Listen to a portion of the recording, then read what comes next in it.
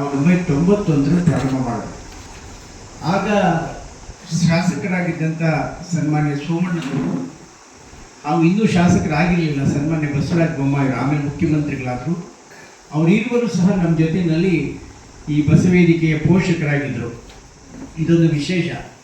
ಆ ಬಸವಣ್ಣ ಕೃಪೆಯಿಂದ ಇಬ್ಬರೂ ಸಹ ಭಾಳ ಎತ್ತರಕ್ಕೆ ಹೋಗಿ ಸಮಾಜದಲ್ಲಿ ದೊಡ್ಡ ಸ್ಥಾನಮಾನವನ್ನು ಗಳಿಸ್ಕೊಂಡಿದ್ದಾರೆ.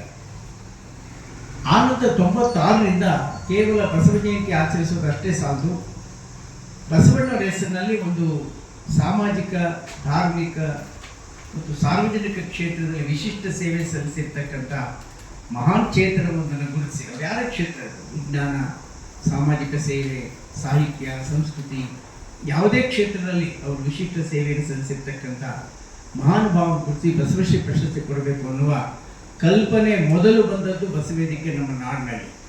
ಆಮೇಲೆ ಕರ್ನಾಟಕ ಸರ್ಕಾರ ಇದೇ ವೇದಿಕೆಯಲ್ಲಿ ನಾವೆಲ್ಲ ಪದೇ ಪದೇ ಪ್ರೋತ್ಸಾಹ ಭಾಳಷ್ಟು ಈ ಸಂಸ್ಥೆಯ ಬಗ್ಗೆ, ಬಸವೇದಿಕೆಯ ಬಗ್ಗೆ ಚಿಂತನೆ ಮಾಡಬಟ್ಟಾಗ ಆಗ ಅಂದಿನ ಮುಖ್ಯಮಂತ್ರಿಗಳು ಹೌದು ಸರ್ಕಾರ ಈ ಬಸವ ಜಯಂತಿಯನ್ನು ಆಚರಿಸಬೇಕು ಅನ್ನೋ ದೃಷ್ಟಿಯಿಂದ ಸನ್ಮಾನ್ಯ ಎಸ್ ಎಲ್ ಕೃಷ್ಣರವರು ಬಸವ ಜಯಂತಿಯನ್ನು ಸರ್ಕಾರ ಮಾಡಬೇಕು ಮತ್ತು ಅವತ್ತು ರಜೆ ಕೊಡಬೇಕು ಅನ್ನೋ ದೃಷ್ಟಿಯಿಂದ ಆಗ ನಾನು ಕನ್ನಡ ಸಂಸ್ಕೃತಿ ಇಲಾಖೆಯಲ್ಲಿ ನಿರ್ದೇಶಕನಾಗಿದ್ದೆ. ಅದೇ ಸಂದರ್ಭದಲ್ಲಿ ಬಸವ ಪುರಸ್ಕಾರ ಪ್ರಶಸ್ತಿಯನ್ನು ಪ್ರಾರಂಭ ಮಾಡಿದೆ. ಒಂದು, ಬಸವ ಜಯಂತಿ ಸರ್ಕಾರ ಆಚರಿಸಬೇಕು. ಎರಡನೇದು, ಬಸವ ಪುರಸ್ಕಾರ ಸರ್ಕಾರ ಕೊಡಬೇಕು. ಮೂರನೇದು, ಬಸವ ಜಯಂತಿ ರಜೆ ಕೊಡಬೇಕು. ಈ ಮೂರು ಆಶಯಗಳಿಗೆ ಪ್ರೇರಣೆ ಕೊಟ್ಟಂಥ, ಸ್ಫೂರ್ತಿ ಕೊಟ್ಟಂಥ, ಆ ಒಂದು ಆಲೋಚನಾ ಗರ್ಭದಲ್ಲಿ ಈ ಬೀಜ ಬಿತ್ತಲಿಕ್ಕೆ ಕಾರಣಕರ್ತಾದಂಥ ಸಂಸ್ಥೆ ನಮ್ಮ ಬಸವೇದಿಕೆ ಅಂತ ನಾನು ಹೆಮ್ಮೆಯಿಂದ ಹೇಳಲಿಕ್ಕೆ ಇಚ್ಛೆಪಡ್ತೇನೆ. ಅಂದಿನಿಂದ ನೋಡಿ ಎಂತೆಂಥ ಮಹಾನ್ ಭಾವವನ್ನು ನಾವು ಕೊಟ್ಟಿದ್ದೇವೆ. ಸನ್ಮಾನ್ಯ ಬಿ ಡಿ ಜತ್ತಿಯವರಿಗೆ 96ರಲ್ಲಿ ಕೊಟ್ವಿ, ಸನ್ಮಾನ್ಯ ನಿಜಲಿಂಗಪ್ಪನವ್ರಿಗೆ, ದೃಷ್ಟಿಬ್ರಹ್ಮ ಮೋದಿಯವರಿಗೆ, ನಂಜಪ್ಪನವ್ರಿಗೆ, ಜವರೇಗೌಡರಿಗೆ, ಡಾಕ್ಟರ್ ನರಸಿಂಹಯ್ಯನವ್ರಿಗೆ, justice Shivraj Patil supreme court judge, ನಾಡೋಜ ಪದ್ಮಭೂಷಣ ಚಂದ್ರಶೇಖರ್ ಕಂಪಾರ್ಗೆ, ಡಾಕ್ಟರ್ ಡಿ ಎಂ ನಂಜುಂಡಪ್ಪನವ್ರಿಗೆ, ಪಾಟೀಲ್ ಪುಟ್ಟಪ್ಪನವ್ರಿಗೆ, ಮಳಿಮಠ್ ಸಾಹೇಬರು justice, chief justice, S P Balasubrahmanyam ಮಹಾನ್ ಗಾಯಕ, ಜೆ ಶೂದ್ರಪ್ಪನವರು ರಾಷ್ಟ್ರಕವಿ, ವೀರೇಂದ್ರ ಹೆಗ್ಗಡೆ ಧರ್ಮಾಧಿಕಾರಿಗಳು, ಸುಧಾಮೂರ್ತಿ ಇನ್ಫೋಸಿಸ್ ಸಂಸ್ಥಾಪಕರು, ಎನ್ ಡಿ ಬಾಳಪ್ಪ ಮಹಾನ್ ಕಲಾವಿದರು ಮತ್ತು ಬಸವಣ್ಣನ ವೇಷವನ್ನು ಅವ್ರು ಧರಿಸಿದ್ರೆ ಎಲ್ಲರೂ ನೀವೇ ಬಸವಣ್ಣ ಅಂತ ಕಾಲು ನಮಸ್ಕಾರ ಮಾಡ್ತಾ ಇದ್ರಂತೆ. ಆಮೇಲೆ ನಾಡೋಜ Channaveera ಕಣಿವೆಯವರು, doctor ಕಲ್ಬುರ್ಗಿಯವರು, Bharat Ratna C N R Rao ಅವರು, ಆಮೇಲೆ ಜಿ ವೆಂಕಟಸುಬ್ಬಯ್ಯನವರು ನಾಡೋಜ, ವಿಜಯ ಸಂಕೇಶ್ವರ್ ಬಹುದೊಡ್ಡ ಉದ್ಯಮಿಗಳು ಸಾರಿಗೆ ಮತ್ತು ಪತ್ರಿಕಾ ಕ್ಷೇತ್ರದಲ್ಲಿ, ಪದ್ಮಭೂಷಣ ರವಿಶಂಕರ್ ಗುರೂಜಿಯವರು, ಪ್ರಭಾಕರ್ ಕೋರೆಯವರು ಕೇಲಿ ಸಂಸ್ಥೆಯ ಬಹುದೊಡ್ಡ ಪ್ರವರ್ತಕರು, ಡಾಕ್ಟರ್ ಕಿರಣ್ ಕುಮಾರ್ ಇಸ್ರೋ ಚೇರ್ಮನ್ ಆಗಿ ಇದ್ದಂಥ ಪದ್ಮಶ್ರೀ ಕಿರಣ್ ಕುಮಾರ್ ಅವರು, ಮತ್ತು ಪದ್ಮಶ್ರೀ ಎಚ್ ಆರ್ ನಾಗೇಂದ್ರ ಅವರು ವಿವೇಕಾನಂದ ಅನುಸಂಧಾನ ಯೋಗ ಸಂಸ್ಥೆಯವರು, ಆಮೇಲೆ ಜಿ ಎಸ್ ಜಯದೇವ್ ಅವರು ಜೆ ಎಸ್ ಶಿವರಾಜ್ರವರ ಮಗ, ಚಾಮರಾಜನಗರದಲ್ಲಿ ದೀನಬಂಧು ಅನ್ನುವಂಥ ಸಂಸ್ಥೆ ಪ್ರಾರಂಭ ಮಾಡಿ ಅನಾಥ ಮಕ್ಕಳನ್ನು ಸಲುತ್ತಾ ಇರ್ತಕ್ಕಂಥ ದೊಡ್ಡ ಸಂಸ್ಥೆ. ಲೀಲಾದೇವಿ ಮಾಜಿ ಸಚಿವೆ ಮತ್ತು ಉಡುತಡಿಯಲ್ಲಿ ಅಕ್ಕಮಹಾದೇವಿಯ ಸ್ಮಾರಕವನ್ನು ಬಹಳ ಚೆನ್ನಾಗಿ ನಿರ್ಮಾಣ ಮಾಡಲಿಕ್ಕೆ ಕಾರಣಕರ್ತರಾದವರು. ಆಮೇಲೆ ಸನ್ಮಾನ್ಯ ಗೋರು ಚಂದ್ರಸಪ್ಪನವರು 88ನೇ ಕನ್ನಡ ಸಾಹಿತ್ಯ ಸಮ್ಮೇಳನ, ಅಖಿಲ ಭಾರತ ಕನ್ನಡ ಸಾಹಿತ್ಯ ಸಮ್ಮೇಳನದ ಅಧ್ಯಕ್ಷರಾಗಿದ್ದವರು, ಜನಪದ ಸಾಹಿತ್ಯಗಳು, ಇಷ್ಟು ಜನರು ಕೊಟ್ಟಿದೆ. ಈ ವರ್ಷ ಈ ಪ್ರಶಸ್ತಿಯನ್ನು ನಮ್ಮ ರಾಷ್ಟ್ರದ ಪ್ರಧಾನಮಂತ್ರಿಗಳಾಗಿದ್ದಂತಹ ನಮ್ಮವರು ಕನ್ನಡಿಗರಾಗಿ ಕನ್ನಡದ ಡಿಂಡಿಮವನ್ನು ದೆಹಲಿಯಲ್ಲಿ ಬಾರಿಸಿ ಒಬ್ಬ ಸಾಮಾನ್ಯ ಸದಸ್ಯತ್ವದಿಂದ ಹಿಡಿದು ರಾಷ್ಟ್ರದ ಪ್ರಧಾನಮಂತ್ರಿಯವರಿಗೆ ಅವರು ಕ್ರಮಿಸಿದ ಆ ಪಥ ಪಯಣ, ಆ ಯಾತ್ರೆ ಅನನ್ಯವಾದಂಥದ್ದು. ಮಣ್ಣಿನ ಮಗ ಅನ್ನುವ ಹೆಸರಿಗೆ, ಖ್ಯಾತಿಗೆ ಪಾತ್ರರಾಗಿದ್ದಂಥ, ಕರ್ನಾಟಕ ಸರ್ಕಾರದಲ್ಲಿ ಲೋಕೋಪಯೋಗಿ ನೀರಾವರಿ ಇಲಾಖೆಯಲ್ಲಿ ವಿವಿಧ ಮಂತ್ರಿಮಂಡಲಗಳಲ್ಲಿ ಸಚಿವರಾಗಿ 93 ವರ್ಷ ಇರೋರಿಗೆ. ಈ ಸಂದರ್ಭದಲ್ಲಿ ಅವರು ನಮ್ಮ ಕನ್ನಡದ ಬಾವುಟವನ್ನು ದೆಹಲಿಯಲ್ಲಿ ಕೆಂಪುಕೋಟೆಯಲ್ಲಿ ಹಾರಿಸಿದಂಥ ಮಹಾನ್ ವ್ಯಕ್ತಿಯನ್ನು ಈ ಬಾರಿ ನಾವು ಆಯ್ಕೆ ಮಾಡಿ ಸನ್ಮಾನ್ಯ ಎಚ್ ಡಿ ದೇವೇಗೌಡರವರಿಗೆ ನಾವು ಈ ವಿಶಿಷ್ಟವಾದ ಪ್ರತಿಷ್ಠಿತವಾದ ಬಸವಶ್ರೀ ಪ್ರಶಸ್ತಿಯನ್ನು ಕೊಡ್ತಾ ಇದ್ದೇವೆ. ಮತ್ತು ಪ್ರತಿ ವರ್ಷ ನಾವು ವಚನ ಸಾಹಿತ್ಯ ಶ್ರೀ ಪ್ರಶಸ್ತಿಯನ್ನು ಕೊಡ್ತಾ ಬಂದಿದ್ದೇವೆ. ಅದರ ಪಟ್ಟಿಯನ್ನು ತಾವು ನೋಡ್ಬೋದು. ಅದರಲ್ಲಿ ಸಿ ಪಿ ಕೃಷ್ಣಕುಮಾರ್ ಅವರಿಂದ ಹಿಡಿದು ಸನ್ಮಾನ್ಯ ವಿದ್ಯಾಶಂಕರ್ ಅವರು, ಸನ್ಮಾನ್ಯ ಸಿದ್ಧಾನಂದ ಮೂರ್ತಿಯವರು, ಗುಂಜಾಳ್ರವರು, ರಂಜಾನ್ ದರ್ಗಾ, ಸಾಶಿ ಮರುಳಯ್ಯ, ಲೀಲಾದೇವಿ, ಅಜಯ್ ಕುಮಾರ್ ಸಿಂಗ್, ಜಯಶ್ರೀ ದಂಡೆ, ಲತಾ ರಾಜಶೇಖರ್, ಜಯ ರಾಜಶೇಖರ್, ಕಸ್ತೂರಿ ಶಂಕರ್, ವೀಣಾ ಬನ್ನಂಜೆ, ಮಂಗಳಾ ಪ್ರಿಯದರ್ಶಿ, ಇಂಥ ಅನೇಕ ಮಹಾನುಭಾವರಿಗೆ ಹಾಗೂ ಅಳಕಟ್ಟಿ ಸಂಸ್ಥೆಗೂ ಕೊಟ್ಟಿದ್ದೇವೆ. ಹೀಗೆ ಒಂದು ಸಾರ್ವಜನಿಕ ಕ್ಷೇತ್ರದ ಸಾಧಕರಿಗೆ ಬಸವಶ್ರೀ ಪ್ರಶಸ್ತಿ, ವಚನ ಸಾಹಿತ್ಯದಲ್ಲಿ ವಿಶೇಷವಾದ ಕೃಷಿ ಇರದಂಥ ಅದು ಸಂಗೀತ ಪ್ರಾಕಾರ ಇರ್ಬೋದು, ಸಾಹಿತ್ಯ ಇರ್ಬೋದು, ನೃತ್ಯ ಇರ್ಬೋದು, ಈ ಕ್ಷೇತ್ರದಲ್ಲಿ ವಚನ ಸಾಹಿತ್ಯ ಪ್ರಸಾರ ಮಾಡಿದಂಥವ್ರಿಗೆ ವಚನ ಸಾಹಿತ್ಯ ಪ್ರಶಸ್ತಿಯನ್ನು ಕೊಡ್ತಾ ಬಂದಿದ್ದೇವೆ. ಈ ವರ್ಷ ಈ ಪ್ರಶಸ್ತಿಯನ್ನು ನಮ್ಮ ನಾಡು ಮತ್ತು ರಾಷ್ಟ್ರ ಕಂಡಂಥ ಒಬ್ಬ ಶ್ರೇಷ್ಠ ಶಿಕ್ಷಣ ತಜ್ಞ, ಮಹಾನ್ ಇನ್ಸ್ಪಿರೇಷನಲ್ ಸ್ಪೀಕರ್ ಅಂತ ಹೆಸರಾಗಿರುವಂಥ ಮಹಾನ್ ವಾಗ್ಮಿ ಮತ್ತು ಅನೇಕ ವಿಶ್ವವಿದ್ಯಾನಿಲಯಗಳಿಗೆ ಮಾರ್ಗದರ್ಶಕರಾಗಿ ಆಡಳಿತ ಸಲಹೆಗಾರರಾಗಿ ಇರ್ತಕ್ಕಂಥ ಡಾಕ್ಟರ್ ಗುರುರಾಜ್ ಕರ್ಜಿಗಿಯವರನ್ನ ಅವರ ಕರುನಾಡು ಬಾಬೆಳಕೆ ಅನ್ನುವ ಕೃತಿ ಅನನ್ಯವಾದಂಥದ್ದು. 3500 ಅಂಕಣಗಳನ್ನು ಅವರು ಬರೆದಿದ್ದಾರೆ. ಬಹಳ ದೊಡ್ಡ ಸಾಧನೆ ಅವರು. ಜೊತೆಗೆ 30ಕ್ಕೂ ಹೆಚ್ಚು ಅಲ್ಲಮಪ್ರಭು, ಅಕ್ಕಮಹಾದೇವಿ, ಬಸವಣ್ಣನವರು ಮತ್ತು ಇನ್ನಿತರ ಶಿವಶರಣರ ಕುರಿತಾದ ಕೃತಿಗಳನ್ನು ರಚಿಸಿದ್ದಾರೆ. ಇಂಥ ಮಹಾನ್ ಭಾವರಿಗೆ ಈ ಪ್ರಶಸ್ತಿಯನ್ನು ಕೊಡ್ತಾ ಇದ್ದೇನೆ. ಇದೇ ತಿಂಗಳು 27ನೇ ತಾರೀಕು ಸಂಜೆ 5 ಗಂಟೆಗೆ ನಮ್ಮ ರವೀಂದ್ರ ಕಲಾಕ್ಷೇತ್ರದಲ್ಲಿ ಮುಂದಿನ ಸೋಮವಾರ ಈ ಸಮಾರಂಭ ನಡೆಯಲಿದೆ.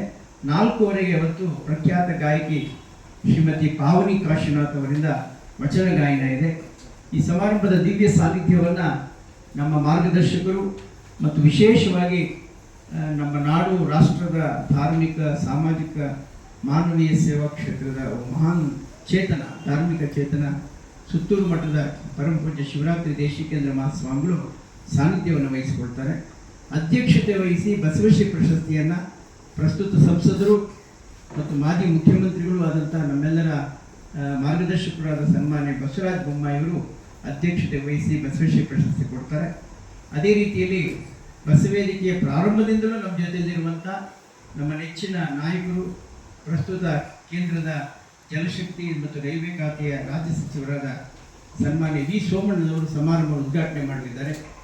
ಮತ್ತು ಈ ಸಮಾರಂಭದಲ್ಲಿ ವಚನ ಸಾಹಿತ್ಯ ಶ್ರೀ ಪ್ರಶಸ್ತಿಯನ್ನು ಡಾಕ್ಟರ್ ಗುರುರಾಜ್ ಕರ್ಜಿಗಿಯವರು ಕೊಡ್ತಕ್ಕಂಥವರು ನಮ್ಮ ನಾಡಿನ ಬಹಳ ಅನುಭಾವಿ, ದೀರ್ಘಾವಧಿ ಸಾರ್ವಜನಿಕ ಕ್ಷೇತ್ರದಲ್ಲಿರ್ತಕ್ಕಂಥ ಹಲವಾರು ಇಲಾಖೆಗಳಲ್ಲಿ ಸಚಿವರಾಗಿ ಸೇವೆ ಸಲ್ಲಿಸಿರುವಂಥ, ಪ್ರಸ್ತುತ ಕಾನೂನು, ನ್ಯಾಯ, ಮಾನವ ಹಕ್ಕುಗಳು, ಸಂಸದೀಯ ವ್ಯವಹಾರ, ಶಾಸನ ರಚನೆ ಮತ್ತು ಪ್ರವಾಸೋದ್ಯಮಕತೆ ಸಚಿವರಾದಂಥ ಎಚ್ ಕೆ ಪಾಟೀಲ್ರವರು ಮುಖ್ಯ ಅತಿಥಿಗಳಾಗಿ ಆಗಮಿಸಿ ವಚನ ಸಾಹಿತ್ಯ ಶ್ರೀ ಪ್ರಶಸ್ತಿ ಕೊಡ್ತಾರೆ.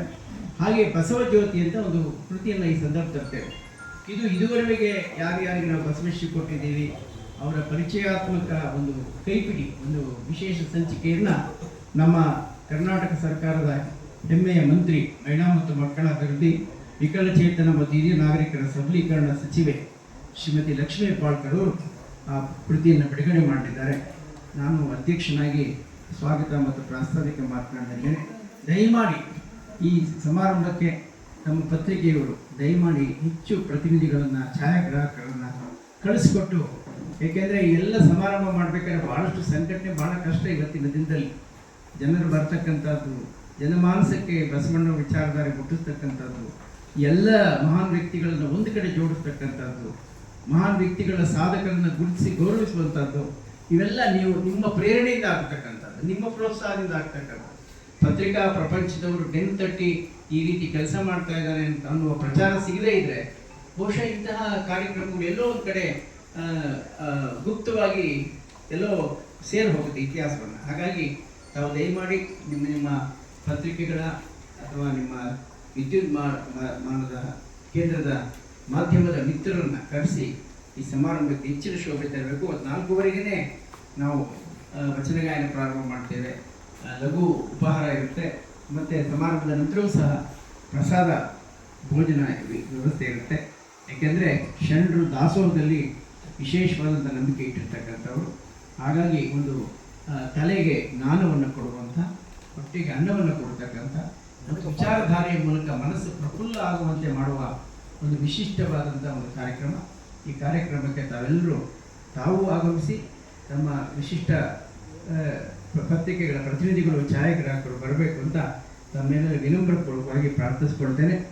ನಮಸ್ಕಾರ. ಒಂದೊಂದಂದರೆ ಇದು ಯಾವುದೇ ಬಸವಶ್ರೀ ಪ್ರಶಸ್ತಿಗೆ ಯಾವುದೇ ನಗದು ಇಲ್ಲ. ನಮ್ಮಲ್ಲಿ ಒಂದು ವಿಶೇಷವಾದಂಥ ಬಸವಣ್ಣನವರ ಪುತ್ಥಳಿ ಕೊಡ್ತೇವೆ, ಅತ್ಯಾಕರ್ಷಕವಾದಂಥ ಒಂದು ಸ್ಮರಣ ಫಲಕವನ್ನು ಕೊಡ್ತೇವೆ ಮತ್ತು ಅವರ ಸಾಧನೆಯನ್ನು ಬಣ್ಣಿಸುವಂತಹ ಸುಂದರವಾದಂಥ ಒಂದು ಸ್ಮರಣಿಕೆಯನ್ನು ಕೊಡೋದರ ಜೊತೆಗೆ ಒಂದು ಅನನ್ಯವಾದಂತಹ ಕೃತಜ್ಞತೆಯನ್ನು ಸಲ್ಲಿಸ್ತಕ್ಕಂಥದ್ದು. ವಚನ ಸಾಹಿತ್ಯ ಶ್ರೀಗೆ ನಾವು ಒಂದು ಚಿಕ್ಕ ನಗದು ಬಹುಮಾನ ಇಟ್ಟಿದ್ದೀವಿ, 10,000 ರೂಪಾಯಿ. ಯಾಕೆಂದರೆ ಸಾಹಿತ್ಯ ಸಂಸ್ಕೃತಿ ಕಲೆಯಲ್ಲಿ ಇರ್ತಕ್ಕಂಥವ್ರಿಗೆ ಅನುಕೂಲ ಆಗಲಿ ಅಂತ. ಬಸವಶ್ರೀನ ಆಯ್ಕೆ ಮಾಡೋರೆಲ್ಲರೂ ಸಹ ಮಹಾನ್ ಸಾಧಕರಿರ್ತಾರೆ. ಅವರನ್ನು ನಾವು ಯಾವುದೇ ಇಂತಿಷ್ಟು ಹಣವನ್ನು ನಗದನ್ನು ಕೊಟ್ಟು ಅವ್ರಿಗೆ ಪ್ರಶಸ್ತಿ ಕೊಡೋದು ಸೂಕ್ತ ಅಲ್ಲ ಅನ್ನೋ ಹಿನ್ನೆಲೆಯಲ್ಲಿ ನಮ್ಮ ಬಸವಶ್ರೀಗೆ ನಗದು ಪ್ರಸಾರ ಇರೋದಿಲ್ಲ, ಬಹುಮಾನ ಇರೋದಿಲ್ಲ, ಪುರಸ್ಕಾರ ಇರೋದಿಲ್ಲ. ಆದರೆ ಬಹಳ ದೊಡ್ಡ ಗೌರವ ಪುರಸ್ಕಾರ ಇರುತ್ತೆ. ಮತ್ತು ಇದುವರೆಗೂ ನಡೆದಂಥ ಕಾರ್ಯಕ್ರಮ ಬಹಳ ಅತ್ಯಾಕರ್ಷಕವಾಗಿ, ಅರ್ಥಪೂರ್ಣವಾಗಿ, ಜೊತೆಗೆ ವೈಭವದಿಂದ ನಡೆದಿದೆ. ನಿಮ್ಮೆಲ್ಲರ ಸಹಕಾರದಿಂದ ಅಂತ ಹೇಳ್ತಾ ತಾವೆಲ್ಲರೂ ಈ ಸಮಾರಂಭಕ್ಕೆ ನಿಮ್ಮ ಪ್ರತಿನಿಧಿ ನಿಯೋಜಿಸಿ ತಾವು ಬಂದು ಕಾರ್ಯಕ್ರಮ ಯಶಸ್ವಿಗೊಳಿಸಬೇಕು ಅಂತ ತಮ್ಮಲ್ಲಿ ಪ್ರಾರ್ಥನೆ. ನಮಸ್ಕಾರ.